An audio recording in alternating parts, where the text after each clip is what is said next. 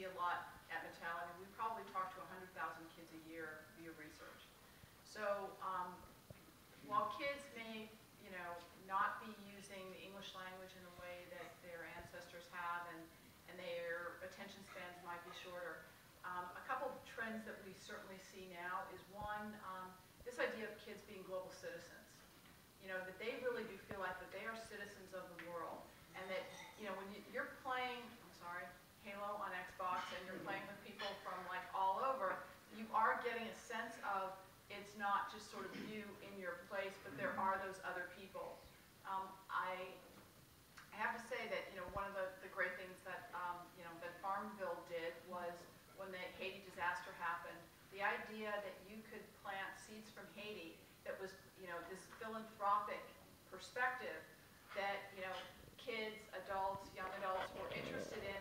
Yes, you were being rewarded kind of in your planting of your farm and being able to harvest crops quicker, but that idea for kids right now of wanting to give back.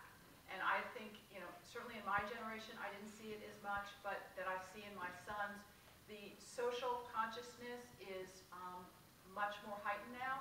And I think how, we as companies and as parents and as people tap into that for kids, because I think this idea of wanting to help others is much more firmly ingrained in this generation coming up. Well said.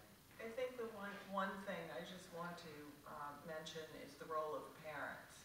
Technology is not going to turn a child into a bad person, an uncaring person.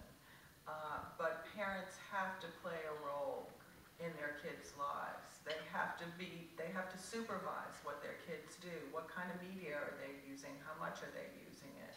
Because a lot of parents, we just did a study called the Kids and Parent Family Reading Report, and the statistics were pretty positive, but the one thing all the parents said they were upset at the amount of time their kids were spending with computers and media.